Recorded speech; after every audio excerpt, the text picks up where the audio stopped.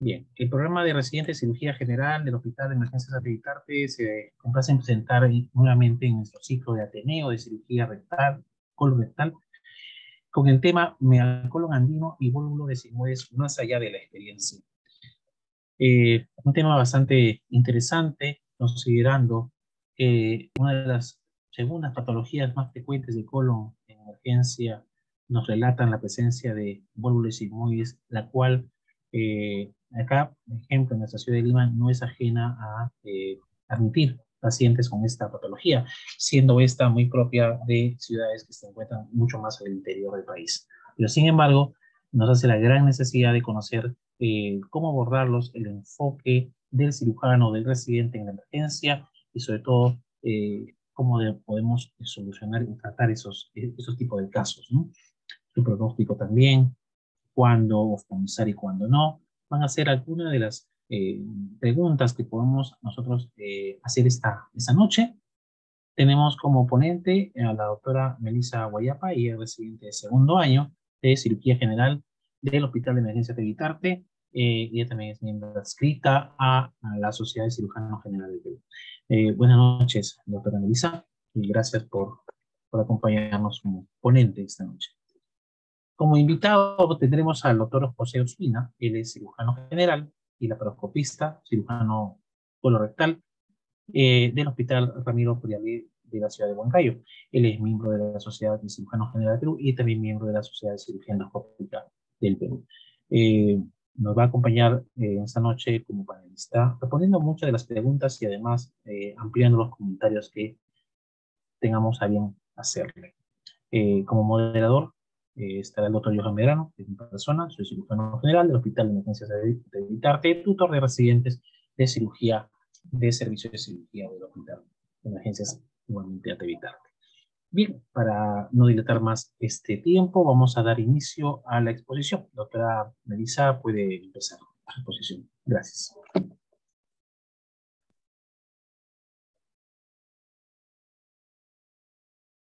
Puede compartir su pantalla. Y, ajá, perfecto.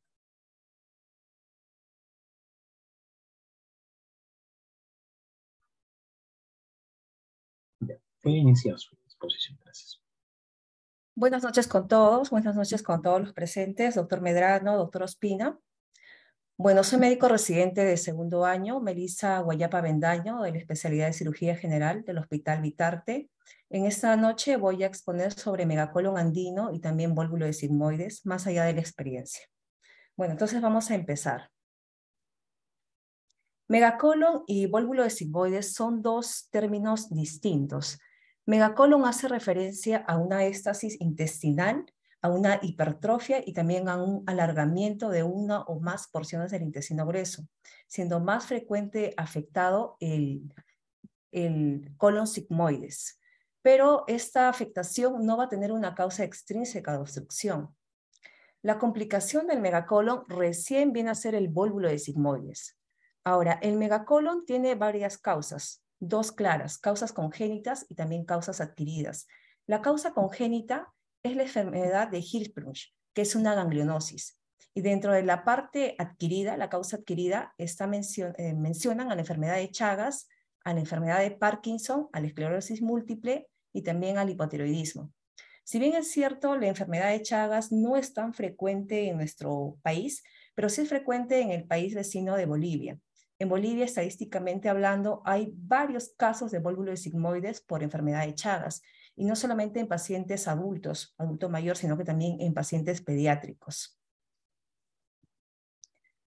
Entonces, hemos mencionado lo que es megacolon y también lo que es volvulo de sigmoides. Ahora, el megacolon andino está relacionado a la altura. Se dice de que más de 3.000 metros sobre el nivel del mar se va a dar una distensión, una rotación del propio segmento afectado sobre su eje, condicionando a un volvulo de sigmoides. Ahora, ¿en qué regiones son más frecuentes? En Puno, Juliaca, se ha visto que hay más casos de volvulo de sigmoides, pero no solamente en Puno, sino que también en la ciudad de Junín, en la ciudad exactamente Huancayo, La Oroya. Asimismo en Cusco y también Apurímac, pero es menos el porcentaje, ¿ya? En estos pacientes donde va a haber una mayor distensión y que está relacionado a lo que es la altura, tiene mucho que ver la ley de Boyle-Marriott.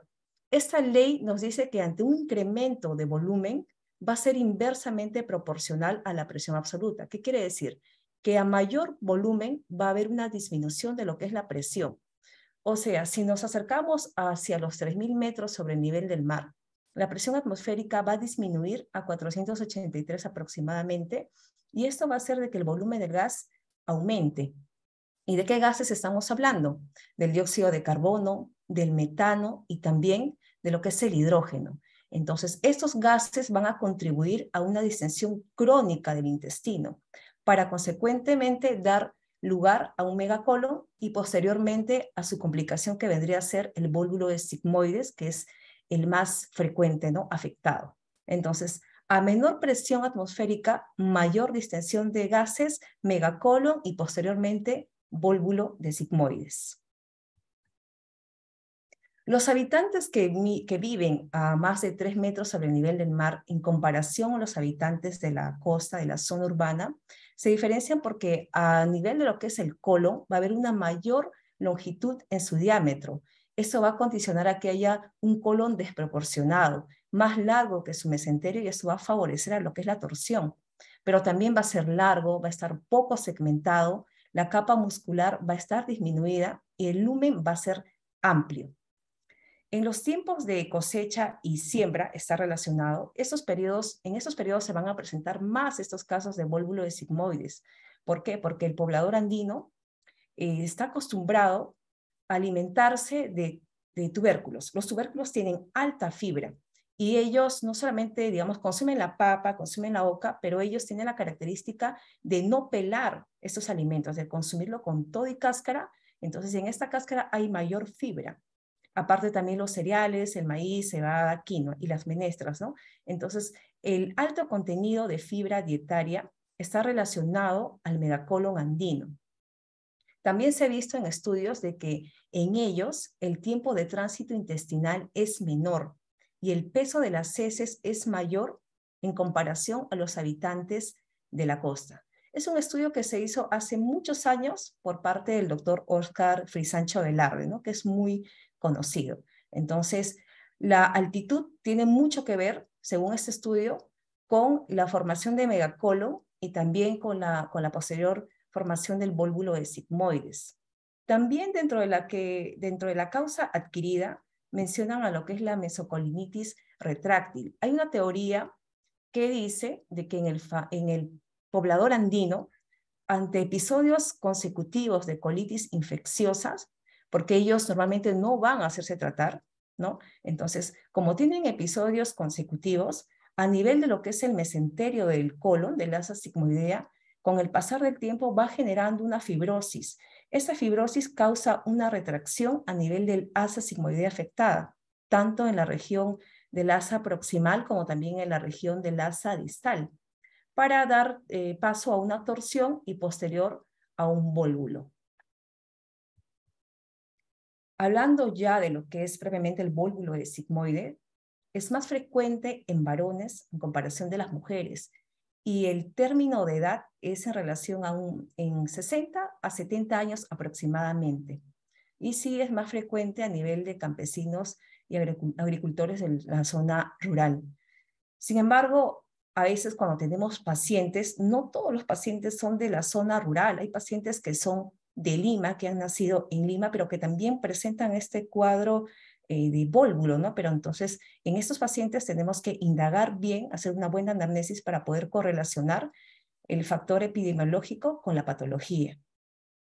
Entonces, el vólvulo simplemente es una torsión del segmento afectado sobre su eje, que va a dar va a tener un compromiso vascular, un compromiso arterial, con una consecuente gangrena y posteriormente también da paso a una perforación. Dentro del vólvulo, el segmento más afectado es el sigmoides, pero no solamente el sigmoides, sino que también el ciego se ha visto que es afectado, seguido del colon transverso y el ángulo esplénico. Si hablamos del ciego, según estudios, es más frecuente en el sexo femenino, pero en pacientes más jóvenes, a comparación del vólvulo de sigmoides, que es en pacientes varones y en pacientes también mayores.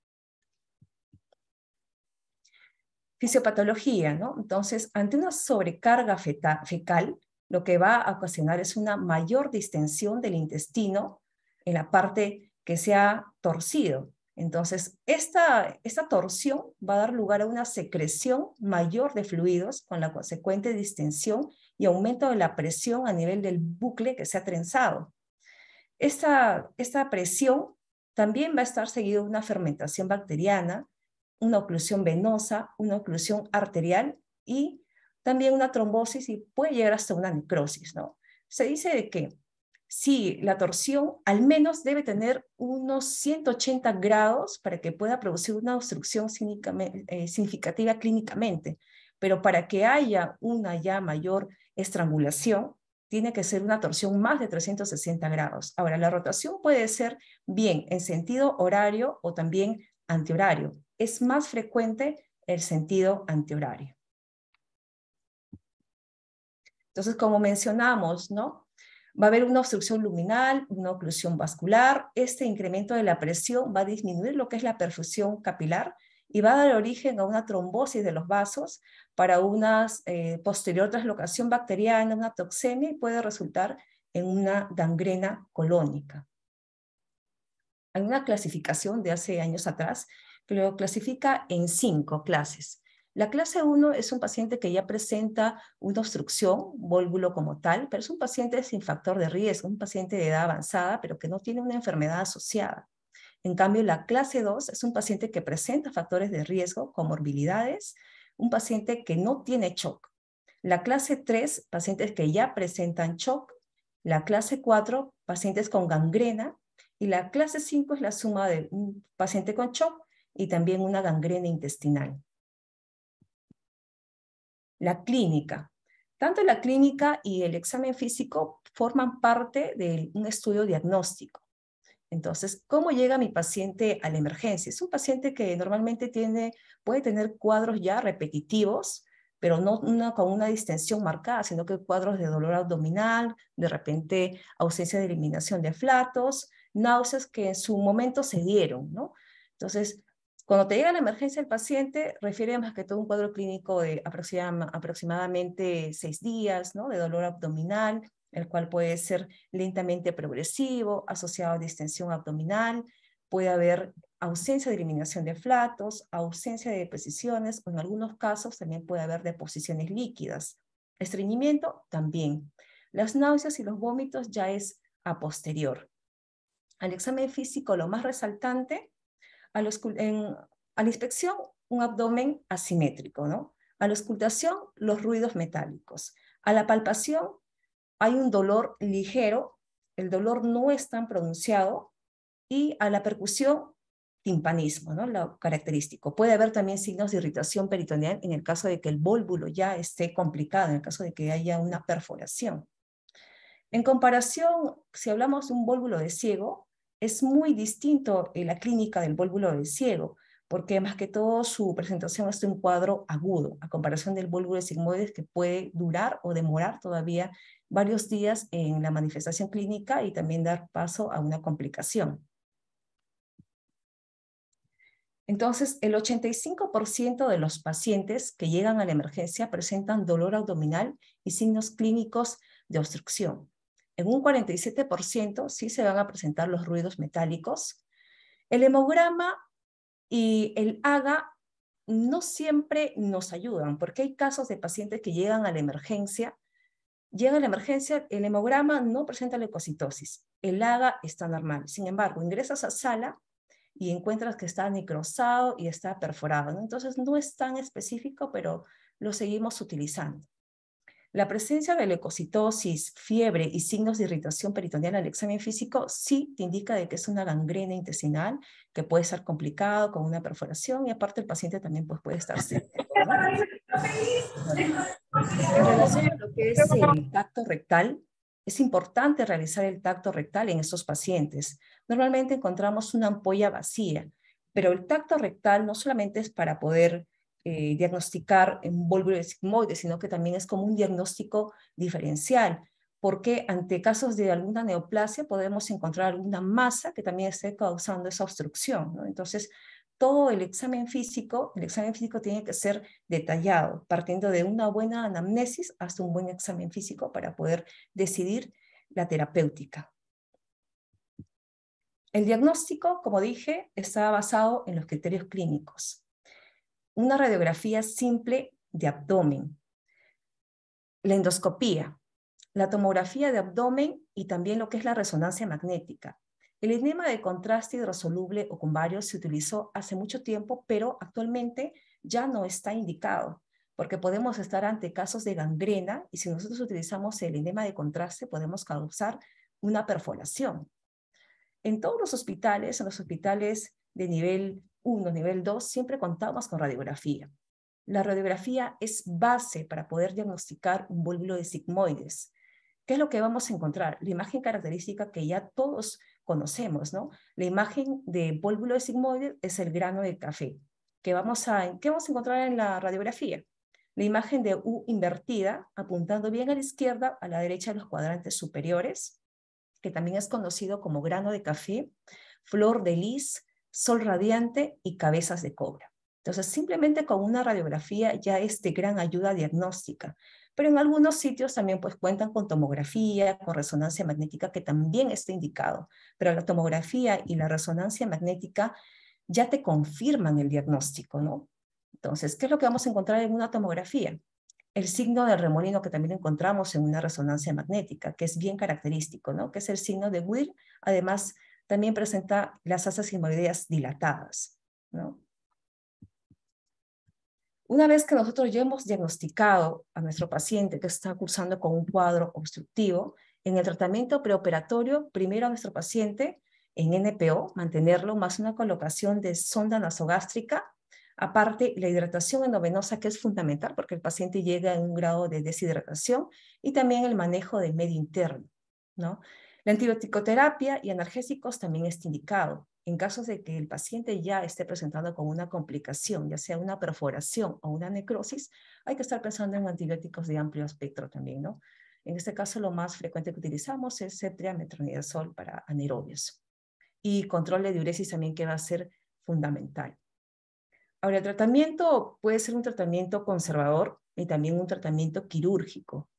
Dentro de lo que es el tratamiento conservador está la descompresión colonoscópica, ¿no?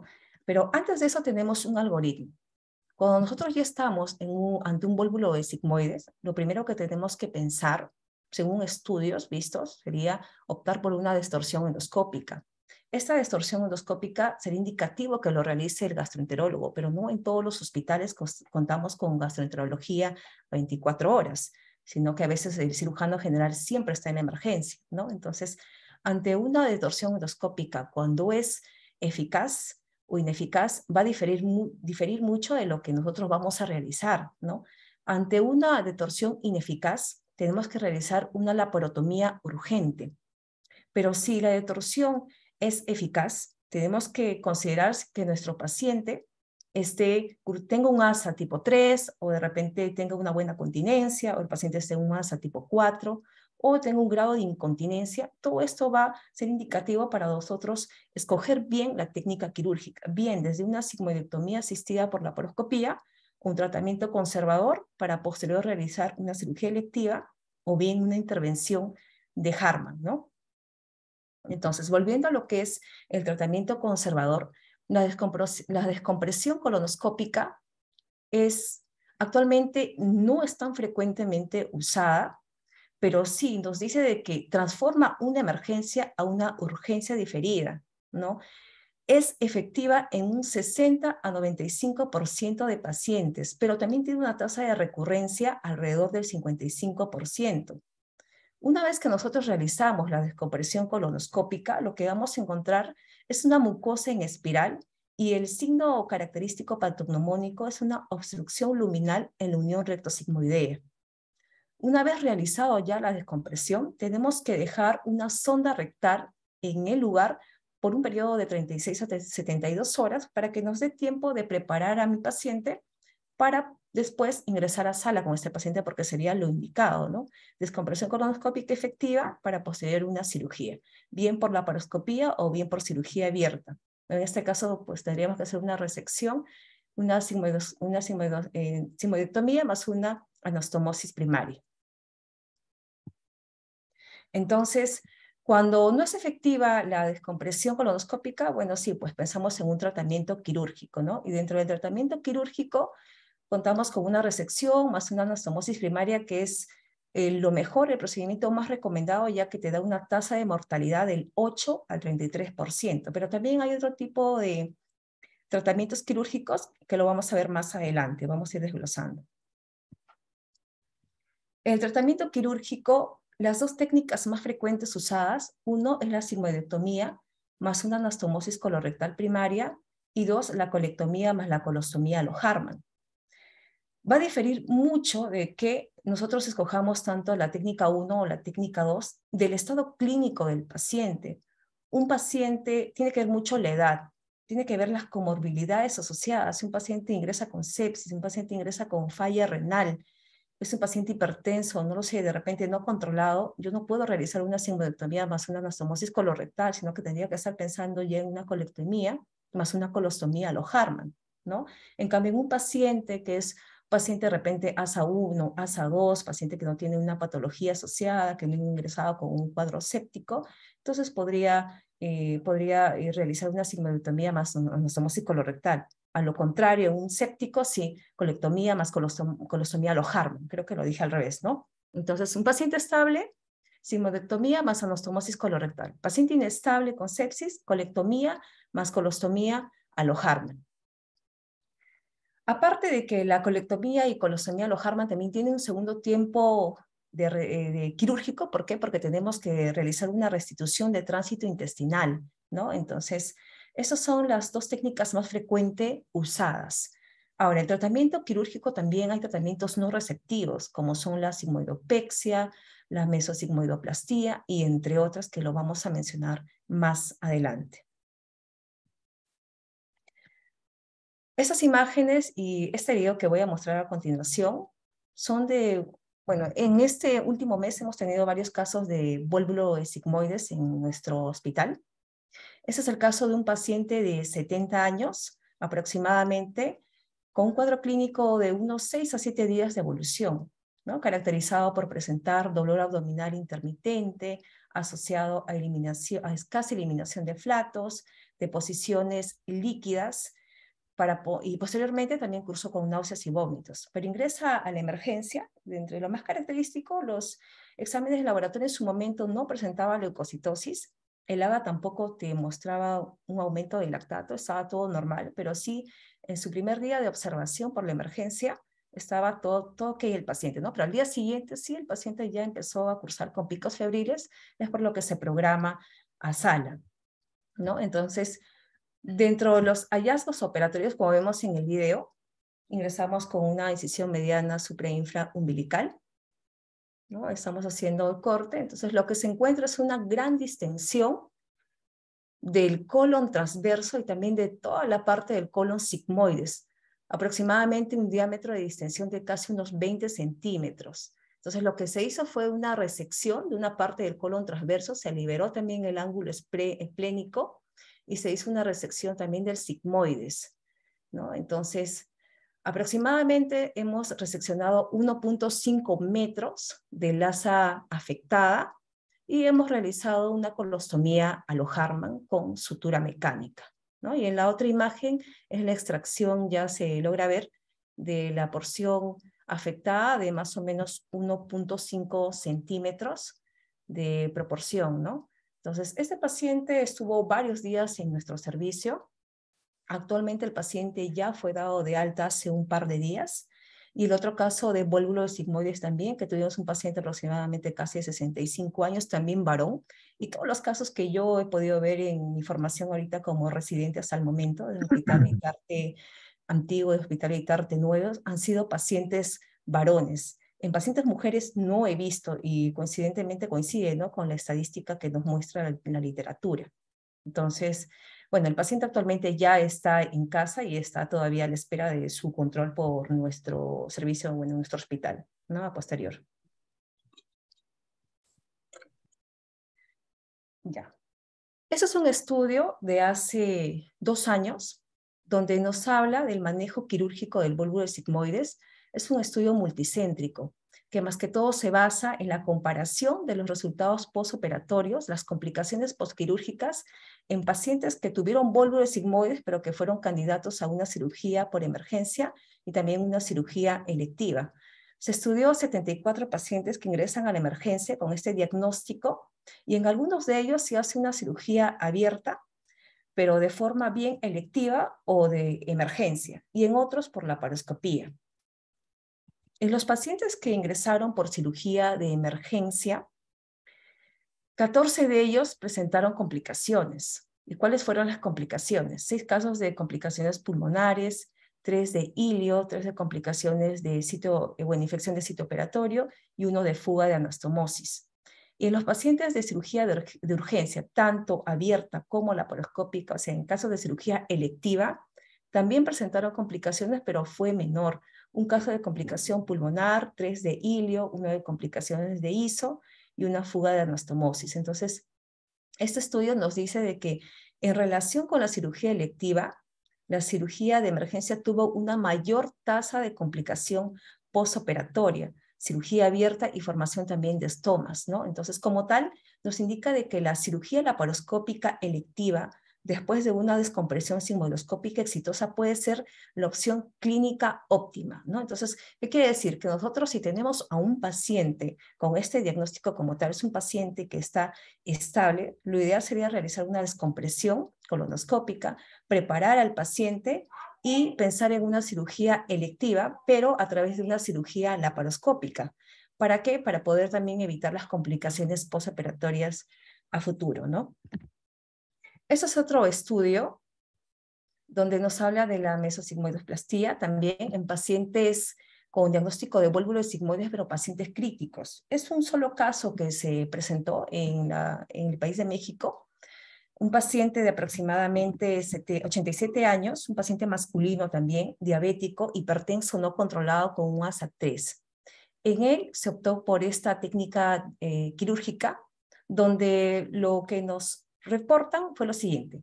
Se expuso al mososigmoides y se localizó la primera rama sigmoidea mediante una incisión longitudinal a través del mesenterio. Se ligó lo que es los vasos centrales y se preservó la primera rama sigmoidea y las arcadas periféricas cercanas a la pared intestinal, y luego de eso se cerró transversalmente con puntos separados con ácido polglicólico, evitando tomar los vasos periféricos, lo que resultó en un acortamiento del mesosigmoides. En este paciente, por esta técnica utilizada, se hizo un seguimiento del paciente.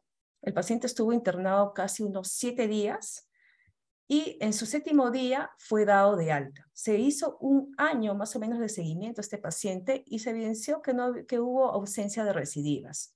Entonces, ellos concluyen de que la mesosigmoidoplastía puede utilizarse como un tratamiento de urgencia o bien una cirugía electiva, además de que este tratamiento dura aproximadamente 40 a 60 minutos y que no necesita de preparación intestinal y tampoco de una segunda intervención quirúrgica, ¿no?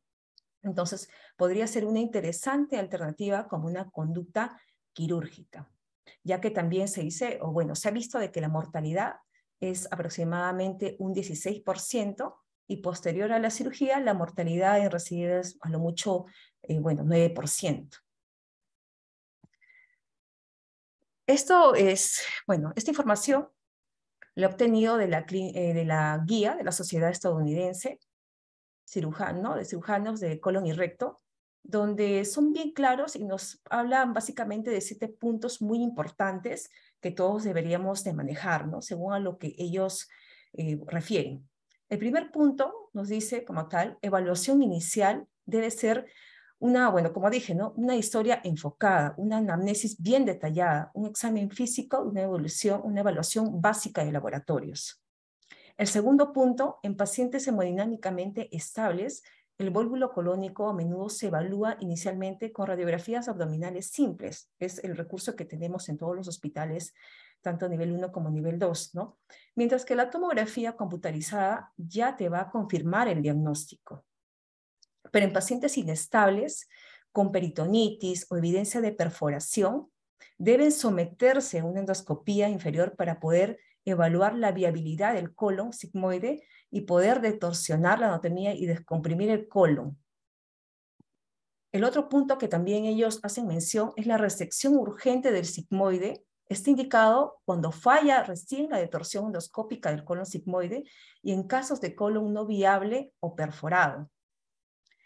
En pacientes que se someten también a una detorsión endoscópica exitosa, debe ser considerado para una colectomía sigmoidea durante el mismo ingreso hospitalario para prevenir el vóvulo recurrente, ¿no? Entonces, ellos te dicen que tiene que ser al ingreso hospitalario, pero también podríamos preparar a nuestro paciente de repente en un lapso de unos 3 a 5 días y después ya considerar el ingreso a sala. ¿Por qué? Porque durante este tiempo el asa intestinal todavía está muy edematizada. Entonces, si es un paciente que está estable, de preferencia preparar a este paciente, esperar ese tiempo, esperar de que baje el edema y recién optar por una sigmoidectomía más una anastomosis, ¿no? Para poder evitar a futuro una dehiscencia de anastomosis. El punto 6 te dice de que las operaciones sin resección, incluida la detorsión sola, la sigmoidopexia y también la mesosigmoidoplastía, son inferiores, ¿sí?, a la colectomía sigmoidea para la prevención de un vólvulo recurrente. No lo indican como tal. Y el punto 7, que la fijación endoscópica del colon sigmoide debe considerarse o puede considerarse en pacientes seleccionados en los que la intervención quirúrgica presenta un riesgo prohibitivo, ¿no? En pacientes que ya tienen pues comorbilidades asociadas.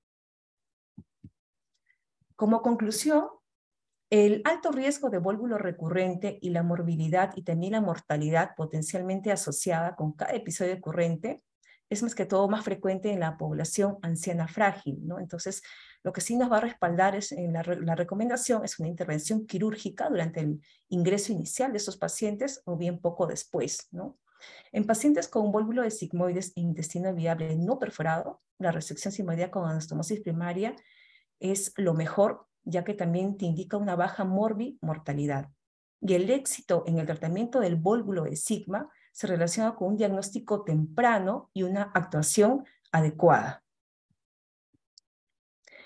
Gracias. Eso sería la presentación, doctor Merano. Bien, muchas gracias, Melissa, por la exposición. Bueno, has tratado el tema bastante bien. Nos va a llevar en este tiempo las preguntas y los comentarios, así que paso a presentar a nuestro panelista, doctor José Ospina. Lo presenté inicialmente, él es cirujano general, laparoscopista y cirujano colorectal del Hospital Ramiro de la ciudad de Huancayo. Buenas noches, José, ¿y qué tal? Estimado doctor Medrano, a la doctora Melissa, felicitaciones por la exposición, brillante la revisión bibliográfica que ha realizado y la manera pues muy didáctica y concisa con la cual ha tratado esta patología que es frecuente, ¿no?, en nuestros hospitales. A todos los demás colegas y quienes están participando de la reunión, pues bienvenidos, ¿no?, aquí, dispuesto a compartir con ustedes lo que hemos aprendido de la cirugía, ¿no? Qué bueno, José, tenerte acá nuevamente. Recuerdo muy bien que un par de años atrás, o un año y medio, te tuvimos también acá en este Ateneo y pudimos conversar también de temas como el que ahora estamos enfocando. Y la primera pregunta que podría hacerte es justamente en eso, en el enfoque que quizás debería tener el médico residente o el cirujano en emergencia frente a cómo tratar ese tipo de pacientes. Cuando nos llega quizás, acá en la ciudad de Lima es poco frecuente, depende de algunos hospitales. En el hospital, por ejemplo, llega infrecuentemente este tipo de casos. Y generalmente son pacientes que pueden estar de los 50 años para arriba, para adelante, que tienen alguna parte epidemiológica, por ejemplo, una carga epidemiológica, es decir, son pacientes que vienen como de tránsito por la ciudad de Lima y obviamente han vivido algún tiempo atrás en ciudades del interior del país, porque hay zonas endémicas también. Viene pues con un cuadro de repente aparatoso, o otros cuadros que son mucho más larvados, es decir, un tiempo de enfermedad un tanto largo, con una clínica no tan, digamos, notoria de un cuadro obstructivo. Como es un cuadro obstructivo bajo, quizás han debutado con un cuadro de distensión abdominal que tiene varios días. Y entonces, ¿cómo tenemos que hacer el enfoque diagnóstico de estos pacientes en emergencia? Te pregunta José. Bueno, yo creo que en general el enfoque va desde identificar al paciente básicamente con un cuadro de distensión abdominal, ¿no? O sea, la mayoría de pacientes que vamos a nosotros a ver en las emergencias vienen con el cuadro de dolor abdominal, distensión abdominal, y a eso vamos a sumarle pues algunos que otros signos. Entonces, obviamente, como es un problema de obstrucción intestinal baja, la ausencia de deposiciones es una de las características puntuales, ¿no? Entonces, creo que estamos con residentes. El enfoque puntual para los residentes es eso, ¿no? O sea, identificar al paciente. Un cuadro de obstrucción, sí, causa. Entonces, dependiendo de la epidemiología en este caso, o sea, generalmente quienes se ven afectados por esta patología del vólvulo sigmoide son pues adultos mayores o adultos por encima de los 50 años y que tienen como origen generalmente la zona andina. Si bien es cierto, es una patología, como en algún momento mencionó, ya lo describió el doctor Fritz Sancho, una patología del poblador andino, poblador que reside por encima de los 3.000 metros. Entonces, eso es un factor. Obvio que no es el gol estándar, ¿no? O sea, perdón, obvio que no es, en cirugía no hay ni nunca ni siempre, obviamente, pero es lo común, lo que vemos en nuestros pacientes en la emergencia. Y más nosotros, ¿no? O sea, el Hospital de Ate, por ejemplo, está pues colindando con toda la población que viene de la Sierra Central, ¿no? Huancavelica, Huánuco, Pasco, obviamente son pobladores que residen por encima de los 3.000 metros y muchos de ellos tienen esta patología. Yo recuerdo que cuando estuvimos en plena formación de residentado en el Hospital Lago Chico, que también recibía toda la población de estas zonas, se veía frecuentemente estos pacientes, ¿no? Obviamente, ¿no? O sea, no es frecuente en el poblador del llano, sí, pero habría que valorar estos factores epidemiológicos. Lugar de residencia, de dónde viene, edad, obviamente la clínica. Creo que partiendo de ahí. Sí, y como por ejemplo tenemos un diagnóstico diferencial que a veces nos trae a colación, también es infrecuente, bueno, sería infrecuente, más infrecuente que el vólvulo sigmoides por un megadolicocolon por andino, es el megacolon por Chagas o enfermedad de Chagas, el colon chagásico. ¿Existe alguna diferencia quizás clínica para poder diagnosticar o diferenciar un cuadro del otro? Claro que laboratorialmente tenemos que tener los anticuerpos justamente para que competen al diagnóstico de enfermedad de Chagas, pero clínicamente podría haber alguna diferencia. ¿Has podido tener en tu experiencia quizás esos dos pacientes? A ver, yo la verdad nunca he visto un paciente con Chagas. Las referencias que tengo todas son bibliográficas, ¿no? Como parte de Sí, nuestro diagnóstico diferencial.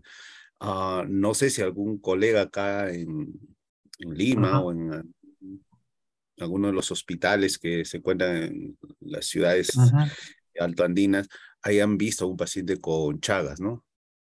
Particularmente nunca he visto, nunca he atendido. Segundo, lo que sí nos refiere la bibliografía es eso, ¿no? Que el paciente con Chagas viene con un cuadro de distensión crónica, y que en algún momento, pues, esta distensión ya tiende a hacerse, a presentar un cuadro obstructivo definitivo, ¿no? Pero particularmente nunca he visto un paciente con Chagas. claro. Hacer el diagnóstico diferencial con Chagas implicaría valorar bien su origen, el entorno en el cual en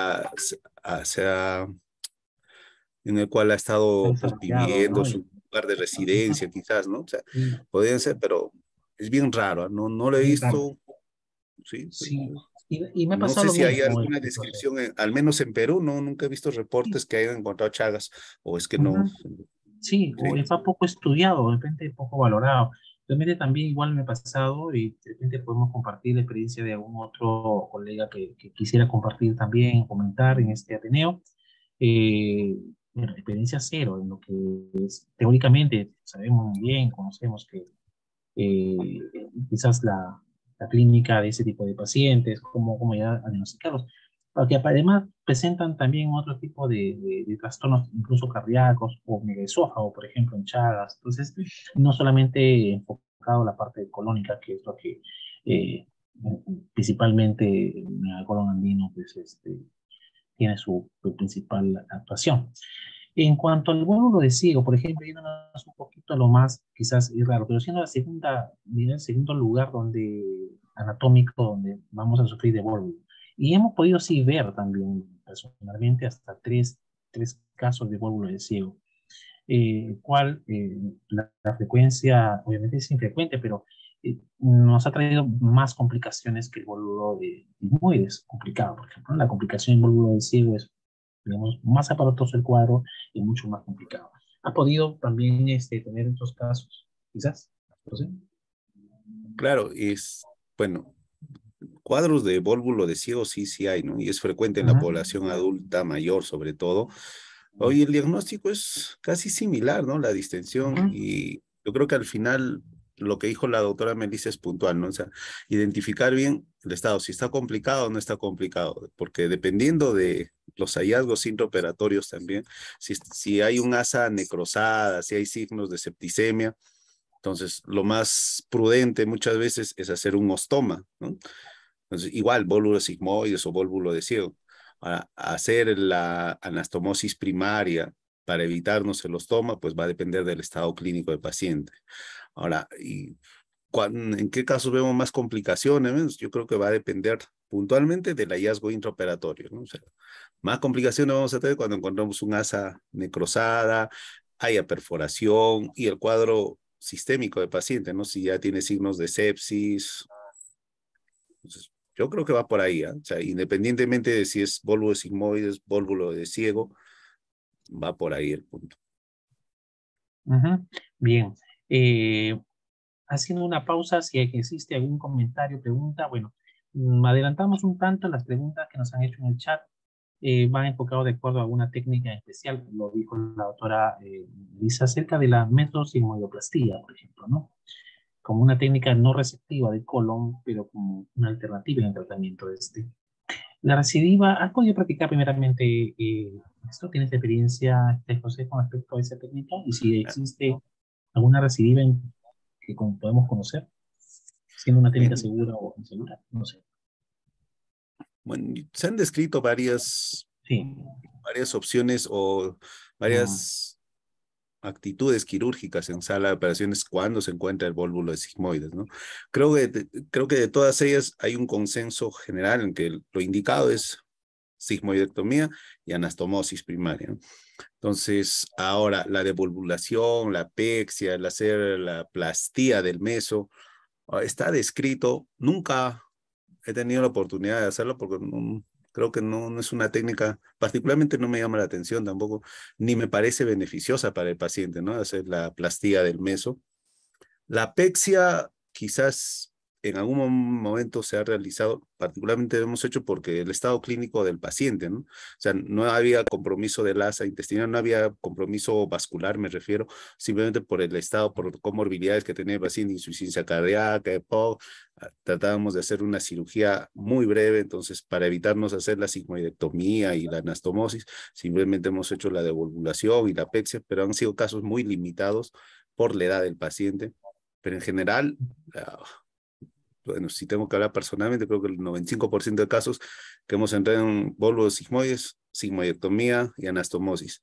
Obviamente, hay complicaciones también, pues, ¿no? Pero yo creo que conversar también de ese punto. Sí. Pero la plastía y la pexia creo que no es lo frecuente, ¿no? Y si hay colegas que lo realizan, quizás habría que valorar las razones, ¿no? O sea, la técnica, pero no. Claro, ver también la parte del pronóstico como la recidiva, que es lo que nos lleva siempre a pensar antes de aplicar alguna técnica que tengamos esa gran seguridad que no va a funcionar.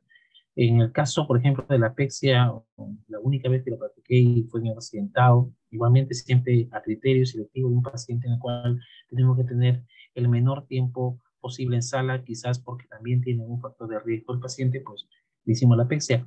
Y bueno, recibió el paciente a unos 3 días después. Entonces, me parece justamente y coincide en una técnica que es poco usual y que no es tan segura. La descoagulación, por ejemplo, en emergencia, que conocemos como con la zona rectal, por ejemplo. En un paciente que tiene menos de 8 horas de enfermedad y que debe ser ovulado, que aparentemente no tiene signos clínicos de complicación, como que no fiebre y no dominio peritoneal, pero que en algunos casos el residente intenta hacerlo con una sonda rectal larga, quizá con cuidado, y a veces funciona y a veces no funciona. Esa práctica, por ejemplo, estable, es posible, o sea, se debe realizar. ¿Qué comentario tendrías con respecto a eso? Porque Ah, más de una vez yo recuerdo haberlo hecho. mm, bueno, yo al respecto tengo un punto muy personal, y quizás Sí. basándonos en nuestra realidad también, porque Ujú. está descrito, ¿no? Bonito en los cuadros, que, oh, paciente con Vólvulo de Sí. sigmoides, primero el manejo primario, tratar de devolvularlo, y para eso el sigmoidoscopio o el proctosigmoidoscopio rígido, ¿no? Es que es lo ideal, ¿no? Pero ¿cuántos de nosotros en la emergencia tenemos disponible esos equipos? Uno, Sí. ¿no? Justo mencionó Melissa, ¿no? Que no hay ni el gastroenterólogo, entre comillas, porque es el Ujú. encargado del manejo de estos equipos, obviamente. Entonces, yo creo que eso de hacer ese manejo en nuestra realidad, en los hospitales, he tenido la oportunidad de conocer varios hospitales también, no disponemos de eso, no lo tenemos al menos para el uso rutinario, al menos en la emergencia. Ahora, colegas gastroenterólogos que hayan hecho una devolvulación, Mm. no conozco tampoco varios, uno que otro podrá describir algún caso, pero de ahí que algo sea, que sea algo Ujú. eh, cotidiano, que sea parte de protocolo de manejo de polvo de simoides, bien difícil. Ahora, ¿qué hacemos convencionalmente? Optamos por la sonda rectal. Muchos de nosotros hemos tenido pacientes en emergencia con válvulas sigmoides, y a veces por el horario, por la edad, qué sé yo, tratamos de hacer el manejo primario devolvulándolo. Muchas veces ha funcionado cuando la rotación no es pues más de los 360 grados, ¿no? Pero cuando la rotación es más de 360 grados, y ustedes habrán tenido oportunidad de ver en sala de operaciones, cuando hay una rotación de más de 2 vueltas, 720 grados, ¿no? Entonces ahí es Sí. difícil, ¿no? Clínica, o sea, técnicamente es difícil hacer eso. O sea, la devolvulación la haremos cuando la rotación es menos de los 360 grados y permite el paso de la sonda. Y hacerlo a ciegas Ujú. también pues conlleva un riesgo de que se pueda Ujú. perforar, pero quizás ahí tenemos a la mano la oportunidad nuestra como especialistas, ¿no? O sea, si sabemos que se puede perforar, inmediatamente lo llevaremos a sala, y eso pues limitará el tiempo de exposición de la contaminación incluso, ¿no? Ujú. O sea, en general podemos usar la sonda rectal siempre y cuando sepamos usarla, la hagamos con prudencia, con criterio. Hay una norma también, los libros describen que hay que hacerlo antes de las 6, 8 horas, pero ¿qué pacientes llegan con vólvulo sigmoides, llegan en ese lapso a la emergencia? Así Son es. pocos, la mayoría son, como digo, pobladores andinos, muchos de ellos son varones, como dijo Melissa, la mayoría de pacientes. Entonces, Y muchos que de vienen ellos están lejos. un día, dos Sí. días en su casa, y ya Así es. han tomado sus hierbas, la medicina natural que muchos de ellos pregonan, o es producto también de la vivencia o la cultura de cada uno de nuestros pacientes. Entonces, muchos de ellos ya Ujú. llegan con un día, 2 días de enfermedad. Entonces, pensar hacer un procedimiento, en este caso a ciegas, con la sonda, es un poco riesgoso, pero a veces es necesario. Entonces, y si lo Ujú. hacemos con prudencia, tomando las medidas de cuidado, si es que perforamos, habrá que meterlo inmediatamente a sala, ¿no? Con todo el riesgo que eso implica. Ahora, Ujú. operarlos así también, pues, hay que valorar el estado clínico en ese momento del paciente. Así es. Perfecto. Melissa, ¿vas a hacer una pregunta? Levantaste la mano. Sí, sí, Doc. A ver, por Bueno, favor. como acotación también, ¿no? Yo hice el pregrado en Bolivia y, bueno, fui partícipe de varias cirugías de pólvulo de sigmoides, ¿no? En Bolivia es frecuente esta patología. Allá sí está relacionado con la enfermedad de Chagas, porque puesto que es un país endémico. En la mayoría de pacientes por vólvulo de sigmoides a los que yo he visto en su momento, estaba relacionado a enfermedad de Chagas. Habré visto en todo mi internado unos 5 casos de vólvulo, 5 o 6 más o menos casos en casi un año. Eso que era un hospital pequeño, no era un hospital grande, no era un hospital de referencia. Y en mi hospital lo que hacían era mediante serología, diagnosticaban la patología de vólvulo de sigmoides. Aparte, lo que más caracterizaba a estos pacientes es que cursaban con estreñimiento. El estreñimiento era un síntoma como que más asociado como principal a esta patología.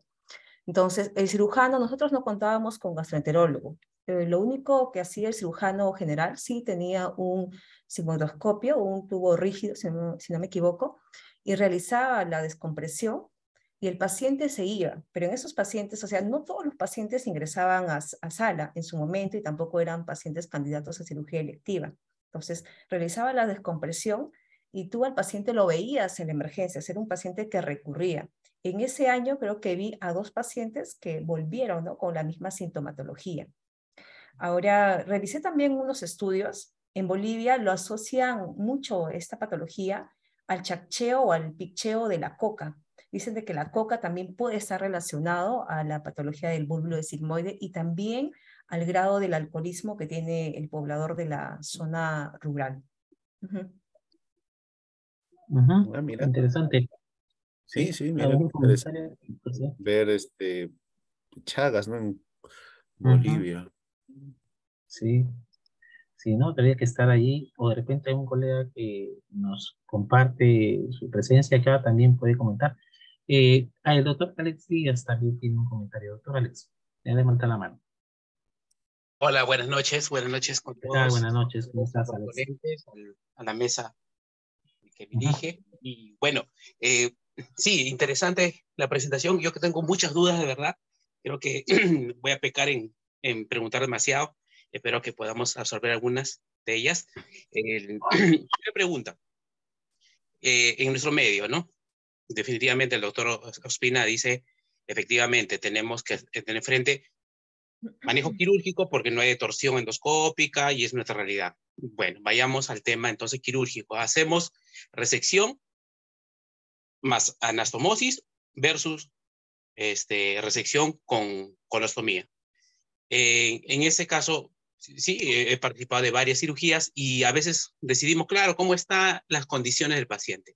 Pero si nos vamos de repente un poco más atrás, estos pacientes vienen con un cuadro, todos creo que ingresan por un cuadro obstructivo de 3, 4 días, sumados en el caso a un postoperatorio que de repente, si en el caso de anastomosis, un NPO también, que serán unos 3, no sé cuántos días le darán, más al final tenemos un paciente venido a menos. En una anastomosis, un paciente desnutrido, me parece a mí un mal escenario. ¿Qué opinión tienen los panelistas en este sentido? ¿Cuántos días posterior a una anastomosis iniciar la nutrición? O si la nutrición se puede dar no necesariamente vía oral, se puede dar enteral o parenteral quizás, porque creo yo que una anastomosis en estas condiciones, con las edematizadas, con los cabos de repente ni siquiera congruentes, porque por el edema, pues cuando quieras anastomosar, los cabos, si quieres pensar en un término terminal, no caben o no quepan, no sé cuál es la palabra, ¿sí? Para hacer la anastomosis término terminal, qué opciones quirúrgicas nos darían los panelistas para la anastomosis y qué condiciones en el posoperatorio, más que todo referente al tema de la nutrición. Gracias.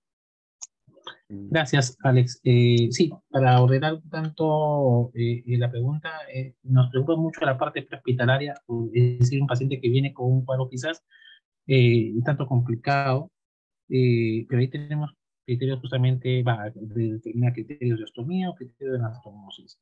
Quizás la parte nutricional no ayuda mucho también a poder favorecer a que el cirujano pueda tomar una decisión u otra, o en todo caso determinaría esto, la nutrición como enfocando la parte de la osmosis o de repente por ello mismo hacer la ostomía.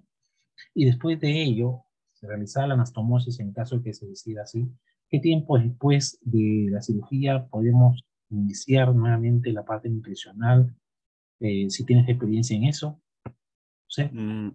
A ver, ¿Nos puedes comentar? yo quiero partir de algo que siempre conversamos incluso con los colegas y alumnos, también con los residentes, ¿no? Hoy por hoy. Entonces, que el cirujano no solo debe enfocarse en el intraoperatorio, ¿no? O sea, es bonito operar, explorar el cuerpo, ¿no? Tener la experiencia de contacto. Pero más allá, nosotros antes de ser cirujanos somos médicos. Entonces, y dentro de esto tenemos que tener claro y es básico, ¿no? O sea, la valoración prequirúrgica del paciente, ¿no? Y eso implica en qué condiciones estoy entrando a sala. Obviamente es una cirugía de emergencia, pero es una cirugía de emergencia no de guerra, ¿no? No que agarras al paciente y lo metes a sala, no. Una cirugía en la cual tengo que planificar. Primero tengo que, la valoración clínica pre involucra tener los exámenes serológicos o séricos de base, ¿no? Y dentro de ellos el perfil hepático, el hemograma, ver su estado nutricional puntualmente. Es un factor que nos ayuda a tomar ciertas decisiones. Segundo, hidratarlo adecuadamente. Un paciente con válvulas sigmoides, hay que colocarle sonda arriba, sonda abajo. ¿Para qué? Para que nos permita en el intraoperatorio tener mejor control de las vísceras. ¿Ok? Entonces, eso como medida puntual en el preoperatorio. O sea, ¿con qué paciente estoy entrando yo a sala de operaciones? Obviamente, como menciona el doctor Alex, el sentido de que pacientes vienen 2, 3 días, y eso es cierto, nosotros los vemos a diario, ¿no? Vienen 2, 3 días, a veces no comen 2 días, 3 días por el cuadro mismo obstructivo, se resisten a ir al hospital. Pero tenemos que valorar eso. Eso es por un lado. En el intraoperatorio, lo puntual. Y acá sí, a veces nos salimos de la medicina basada en evidencias y entramos a lo que es la cirugía basada en evidencias. Y tengo que ser puntual en este aspecto también, que la cirugía es un arte. Muchos podemos llamarnos cirujanos, entre comillas, pero de ahí a resolver y hacerlo, las cosas de un cirujano es diferente, porque mucho implica la técnica quirúrgica. ¿Quién lo hace? ¿Cómo lo haces? ¿Qué utilizas? ¿Con qué recursos cuentas? ¿No? Va a depender los materiales que tengamos, cómo hacemos la exploración, en qué condiciones encontremos el asa intestinal. Obviamente, si tenemos una necrosis, el paciente está, vuelvo a repetir, está con signo de septicemia, hemodinámicamente inestable, un patrón respiratorio nada favorable, pues lo más prudente es resección y hacer una colostomía, ¿no? Al final, nuestro objetivo es mantener vivo al paciente. Pero si encontramos un paciente adulto con un buen estado nutricional, el asa intestinal, una vez devolvuladas, hay reperfusión, vemos los bordes o los extremos que vamos a resecar, están con buena perfusión, el paciente no está inestable, entonces yo creo que hay condiciones en las cuales sí podemos hacer una anastomosis y hacer una anastomosis primaria. Ahora depende cómo hagamos la anastomosis primaria. Está descrito hacerla en un plano, en 2 planos, ¿no? Podemos hacerlo, va a depender de nuestra técnica, va a depender también de qué materiales tenemos a la mano, ¿no? Lo ideal es hacerlo, hoy por hoy es hacerlo con PDS, pero a veces no tenemos. Muchos, he visto hospitales, he tenido oportunidades de donde solo había catgut crómico. Entonces, si hay catgut crómico, entonces a veces tengo que trabajar con lo que hay, entonces tengo que hacer el procedimiento de acuerdo a los materiales que tengo también, ¿no? Ahora, al momento de hacer la anastomosis, si bien es cierto, tenemos dos extremos que a veces no son, en diámetro no son similares. Entonces, ahí ya viene la técnica quirúrgica, ¿no? ¿Cómo hago para hacer ampliar el cabo proximal o el cabo distal, ¿no? O sea, eso va a depender de la técnica que tengamos. Y por último, el manejo posoperatorio, ¿no? Si bien es cierto, hacer una anastomosis primaria en una situación de emergencia, en un paciente que ha estado con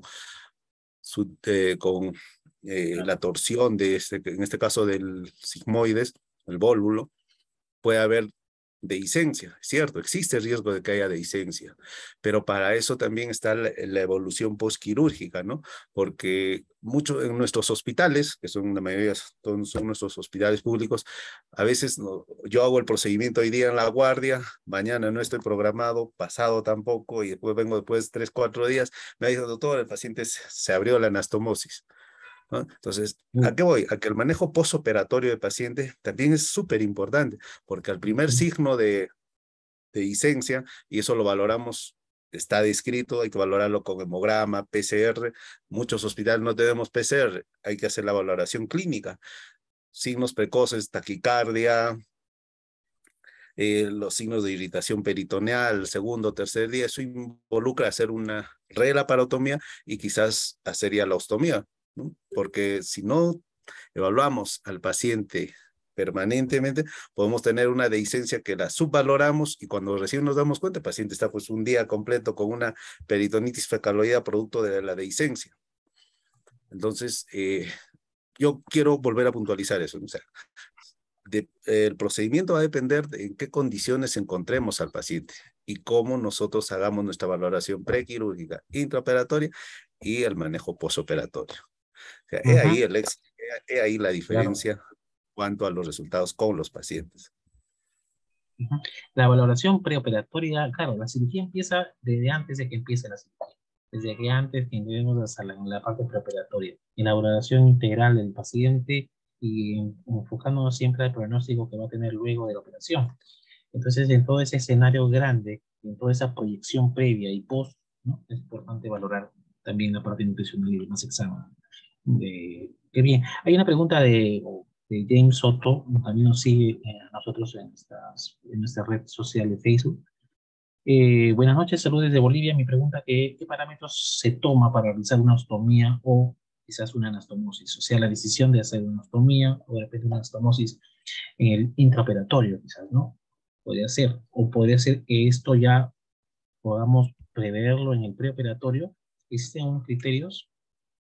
Claro, en el preoperatorio, Sí, por ¿no? ejemplo, Claro. si vemos un paciente ya con obstrucción intestinal, bueno, la obstrucción intestinal de 2 a 3 días, su cuadro clínico, hay signos indirectos de sepsis, los exámenes auxiliares que tomamos, obviamente vamos a, creo yo, en el intraoperatorio ser prudentes, dependiendo de los hallazgos también, ¿no? O sea, la edad del paciente, si es un paciente que tiene otras comorbilidades, la cirugía tiene que ser más rápida, menos, entonces, ¿no? Va a depender de eso, ¿no? O sea, individualizar al paciente puntualmente. Edad, comorbilidades, tiempo de enfermedad, estado clínico prequirúrgico. He ahí el arte de Ujú. nosotros en sala de operaciones. Claro. Bien, el doctor Alex nos prometió preguntas y la tenemos nuevamente de vuelta. Alex. Sí, buenas noches, disculpen, ¿ah? Sí, No, te ¿cómo ¿No? preocupes. Por supuesto, el no, no. reinicio, Pues es reinicio importante de todas la las preguntas. reinicio de la nutrición luego en el marco de una resección más anastomosis primaria? Puntual, de repente la pregunta, ¿no? Bueno, Ujú. mira, en ese sentido, puntualmente, cuando son cirugías selectivas, generalmente empezamos la vía oral al día siguiente, ¿no? Con líquidos, ¿no? O sea, no le vamos a dar pues, comida sólida, ¿no? Solamente líquidos para favorecer el tránsito intestinal. Y a partir del segundo o tercer día, dependiendo del estado clínico del paciente, pues podemos agregarle algún tipo de alimentación, ¿no? O sea, dieta líquida, amplia o dieta blanda, dependiendo. Ahora, pero eso es en casos selectivos. En caso de cirugía electiva, me refiero a sigmoidectomía, anastomosis. Pero si es en casos de emergencia, obviamente, normalmente le damos 24, 48 horas de NPO, dependiendo de la evolución del paciente, porque vamos a ver la distensión abdominal postquirúrgica, el hilio postquirúrgico, a veces la manipulación intrasop condiciona cierto hilio. Entonces, 1 o 2 días, igual, al tercer día empezamos con líquidos, ¿no? Ujú. Eso Bien, es generalmente lo convencional. claro. Gracias. Alex, si tuvieras alguna pregunta.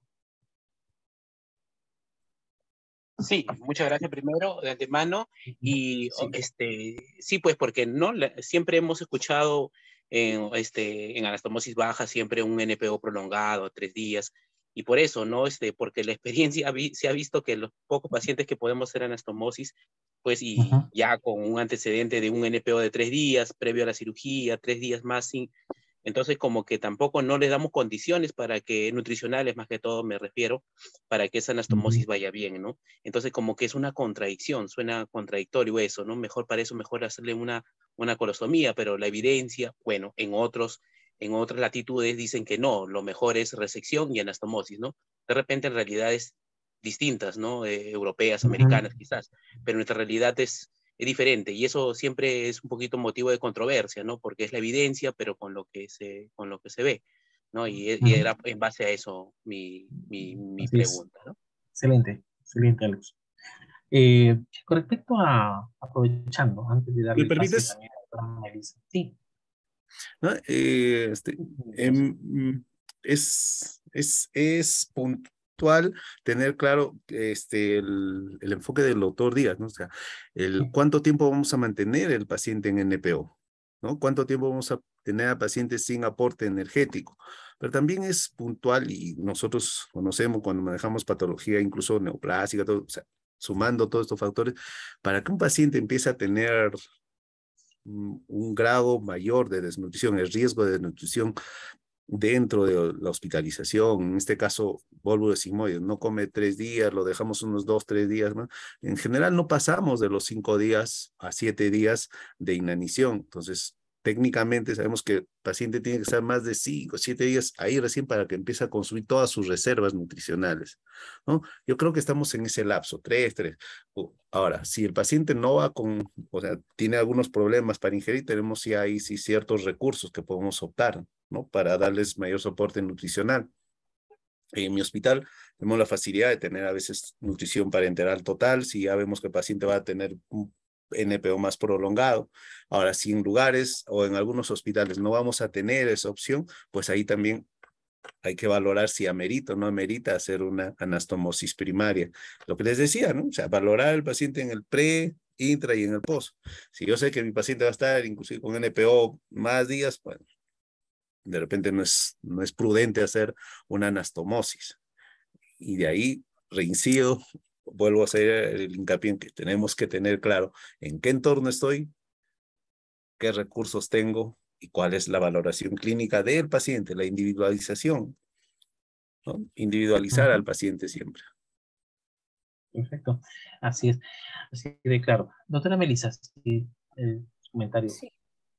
Doctor Ospina, una pregunta. En un paciente que ya tiene una distorsión colonoscópica efectiva, ¿cuánto tiempo, bueno, un paciente que ya va a ser candidato a una cirugía, cuánto tiempo desde su punto de vista tendríamos que más o menos esperar para poder realizar este tipo de cirugía? Según la literatura que he leído son de 3 a 5 días, ¿no? Para poder esperar o dar tiempo de que baje la inflamación, el edema a nivel del segmento comprometido y para posterior hacer una resección y una anastomosis primaria. Pero, ¿qué opina usted de este tiempo? ¿Realmente es así? ¿O sería indicativo ya entrar de frente con este paciente, no sé, en las 2 o 24 horas, entrar a la sala con este paciente, o sí prepararlo, esperar el tiempo prudente? A ver, yo creo que lo ideal en estos pacientes, estamos hablando de escenarios ideales, ¿eh?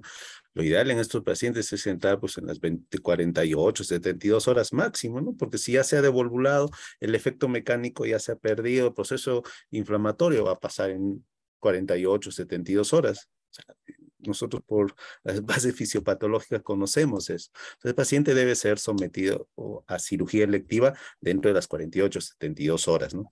Obviamente está también ya descrito eso, si va a ser cirugía electiva, lo ideal es hacer una cirugía laparoscópica y si disponemos de sutura mecánica, mejor aún. Pero si no, pues cirugía laparoscópica y de repente asistida, ¿no? La anastomosis hay que asistirla. Eso por un lado. Pero ahora la realidad es otra. O sea, la mayoría de los pacientes que vienen con volvulus sigmoides, el 90% van al hospital público. Llegan al hospital público, lo devolvulan, paciente pide alta, no tenemos camas en hospitalización para ingresarlo, cambiamos la guardia, el otro colega viene, dice, no, el paciente está bien, chao, alta. Entonces, el día a día, la realidad de nuestros hospitales es esa, de paciente devolvulado, paciente que se va a su casa y se perdió.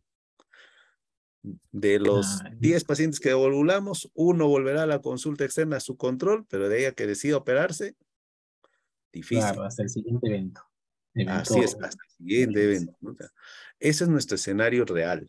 Lo ideal es que una vez devolvulados, no hay razón lógica como para que el paciente pues, quede más allá de 72 horas sin hacer el procedimiento definitivo, ¿no? Sí, cuando tuve la oportunidad de ir al Hospital Monje Medrano en Puno para hacer una campaña, el piso me recuerdo muy bien que se encontraba lleno y la mayoría de pacientes eran justamente esperando una cirugía resectiva más anastomótica por volvulus sigmoides. Esos habían sido desvolvulados e ingresaban a piso y se programaban ahí más, ahí muy cerca a su ingreso de emergencia, 2 días, a lo mucho 3 días, estaban en preparación para hacer esta cirugía electiva, ¿no? y dando la frecuencia que se maneja esta patología ya, pues que es como, yo siempre lo comparo como las apendicectomías que hacemos acá, son tan frecuentes que es así, y el piso estaba repleto. Existen de protocolos seguramente que avalan ese procedimiento, ¿no? Procedimiento casi de desvalvulación y cirugía electiva inmediata. Con respecto a la radiografía versus la tomografía, por ejemplo, y tenías una pregunta, ¿cuál era el examen? Bueno, ¿había considerado un gol estándar allí en cuanto a el examen diagnóstico imagenológico? Bueno, está descrito también y creo que es Mm, parte de nuestro cotidiano actual que lo básico es pedir una radiografía de abdomen, ¿no? Ahora, en bipedestación o en decúbito, yo la prefiero en bipedestación porque nos evidencia el mejor panorama del contenido intraabdominal, sobre todo de las asas, ¿no? Lo que nos interesa ver a nosotros, la distensión de las asas, los niveles hidroaéreos. Entonces, yo creo que con una buena historia clínica, un buen examen clínico y una radiografía de abdomen en bipedestación, tenemos el diagnóstico y no ameritaría mayor procedimiento, mayor examen de imágenes para hacer el diagnóstico, me refiero, ¿no? Ahora, si es que tenemos un paciente complicado, queremos ver si ha habido signo de perforación, obviamente lo ideal será pedirle pues una tomografía y vamos a tener mejor evidencia, ¿no? Pero lo básico, la evaluación clínica del paciente y una radiografía. Si ahí es el diagnóstico y hay que operarlo, pues hay que operarlo. sí, pues, O hacer el procedimiento de la devolvulación, ¿no? Si tenemos las condiciones. ajá, una muy buena radiografía también. En caso de que contemos con un tomógrafo, yo no sé, lo ideal, y Sí, siempre pero con para el diagnóstico de vólvulo sería mucho examen, ¿no? O sea, no, costo-beneficio. mucho. Tenemos Ajá, dudas diagnósticas o si el paciente tiene alguna otra comorbilidad, no sé, claro, dependiendo. Ahí sí, ¿no? Por eso hay que individualizar y valorar al paciente sí, siempre. sí, sí, exactamente, tiene mucha razón. Bien, bueno, ¿hubiera alguna pregunta o comentario de parte también de sus participantes? Si hubiera alguno, lo puede hacer. Encantado de poder recepcionar la cantidad de comentarios sobre el tema tan interesante. Bien, bueno, hemos tratado bastantes puntos. José, ven, acá hay, cuanto al lóbulo chagásico, el margen de resección para evitar recidiva, bueno, nos menciona el doctor Diego Ruiz Castro. Eh, No, haría mal en decir Hemos algo porque comentado sí, ya he anteriormente visto de esto, que el lóbulo casos. chagásico no es muy No, no, frecuente, o sea, ¿no? No tenemos y, experiencia en ellos. claro, y la fisiopatología también es diferente, ¿no? La ganglionosis severa, entonces, Sí, no, no. ¿no? Debe ser un problema ahí, sobre todo calcular, sobre todo imagen de resección. Me parece que es importante ese dato, ¿no? Pero habría que contar más. Y quizás en un Ateneo también propio para esta patología. Muy común, pero interesante de tratar, me parece. El doctor José Lavao, el residente de primer año de cirugía general de la hospital. José, Doctor Medrano, muy buenas buenas noches. Muchas noches. gracias por la ¿Qué tal? oportunidad. Al doctor invitado también muy buenas noches. Doctor, tengo una duda que no sé si habrá alguna respuesta concreta ante esto. Mire, se ha explicado muy definitivamente precisa la ley de Boyle y Marriott, que la doctora Melissa lo ha explicado muy bien, que está descrito que también estos pacientes suelen proceder de la sierra altoandina, pero se dice pues que suelen ser generalmente en el sexo masculino. Pero si esta ley se aplicara, se supone que a los dos sexos, ¿por qué hay alguna incidencia en mayor proporción al sexo masculino? ¿Cuál podría ser ¿habrá alguna explicación ante ello, doctor? Usted que trabaja justamente ante esos niveles. Ya, gracias, José. Sí, ¿no? Vemos la frecuencia mayormente en varones y de verdad que hasta ahora puedo no recordar quizás si me ha llegado una paciente de sexo femenino con esa patología. Todo en mayoría, en 90%, 99% ha sido varón. ¿Existe una explicación? No. Mira, el polvo de sigmoides, si bien es cierto, es una patología que o sea, es Ujú. frecuente en el poblador andino, Pero también, si hacemos una revisión de la literatura, se ve volvulus sigmoides en África, en Medio Oriente, en Europa Oriental, se ven, y ellos también han descrito bastante sobre volvulus sigmoides. Ellos han hecho incluso estudios fetales, estudios anatómicos de permítame la redundancia, la anatomía puntual del volvulus sigmoides, ¿no? Y asocian también las características antropométricas, ¿no? Para el desarrollo y mayor elongación del sigmoides. Por eso que el varón tiene la pelvis más ensanchada, el meso del varón tiende a ser más móvil, ¿no? Son postulados que han descrito ellos. Ahora, me imagino que nosotros que a día vemos estos pacientes, hay casos, obviamente es más frecuente en varones, pero también hay en mujeres, ¿eh? O sea, y el grado de rotación es igual, ¿no? Dependiendo, 300, 720, dependiendo de las descripciones que vamos a encontrar. ¿Qué más diferencia podemos explicarle? O sea, darle la razón. Eso es lo que tenemos. O que haya un factor genético asociado al género, probablemente, ¿no? O sea, de repente no nos ha interesado hacer mayor investigación al respecto para concluir tal punto, ¿no? Sí, no, Pero, o sea, es lo que vemos. sí, muy interesante el punto. Doctor Aníbal, pues, gracias, José Lava.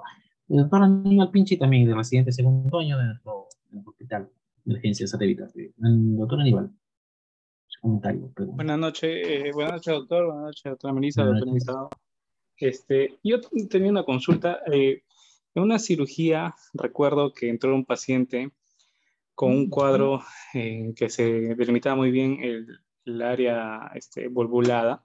Sin embargo, al hacer la devolvulación del sigmoide, se evidenció que había una dilatación muy marcada del colon descendente y del colon transverso. Y en esa ocasión se decidió hacer una resección hasta lo que es colon transverso.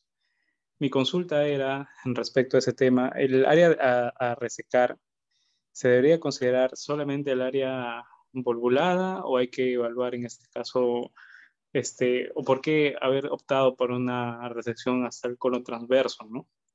O qué se recomienden ante esos casos, ¿no? Donde hay una marcada dilatación también hasta esa área. Ahora, Gracias. bueno, particularmente no he revisado, no he visto revisiones que hablen sobre hacer una colectomía, entre comillas, mayor al sigma, ¿no? Obvio que nosotros, los pacientes que hemos manejado, muchos de ellos tienen el dólico megacolon. O sea, obviamente no solamente sigmoides está aumentado en tamaño y en diámetro, sino todo el marco cólico. Pero entonces, ¿cuál es la razón por la cual viene el paciente, ¿no? O sea, si es un vólvulo de sigmoides, hay que tratar el vólvulo de sigmoides. Podemos encontrar el dólico megacolon. ¿Va a haber riesgo de volvulación del colon transverso? Probablemente, pero el problema actual es el dólico perdón, el problema actual es el vólvulo de sigmoides. Entonces, yo creo que debemos enfocarnos por eso, ¿no? ¿Con qué viene el paciente? Porque si no, empezaríamos a hacerle sigmoidectomía a todo mundo, ¿no? Porque hay muchos pacientes que tienen el dólico megacolon, pero en su vida han tenido problemas digestivos. Hay otro factor ahí asociado, dicen la mesenteritis retráctil. Muchos pacientes, ustedes habrán tenido oportunidad de entrar por otra patología al abdomen, ven el dólico megacolon, la mesenteritis retráctil, el paciente nunca se queja, sí, tengo gases, a ver, pero no. Yo creo que hay que tratar la causa o tratar el problema por el cual estamos entrando a sala, ¿no? Ahora, tomar una decisión de hacer una mayor colectomía, creo que va a depender también del estado clínico del paciente, pero puntualmente manejar el vólvulo sigmoide y lo demás de acuerdo a la evolución del paciente, pues, ¿no? Perfecto, muy bien. Bien, gracias José Espina, doctor, bueno, amigo mío, por participar en esta reunión interesante en este tema. De cualquier manera, si eres un crack. Yo también agradezco mucho a la doctora Melissa Boyapa por la ponencia tan excelente y pertinente que ha tenido esta noche. No sé si tienes algo que agregar, José, antes de dar por finalizar esta reunión.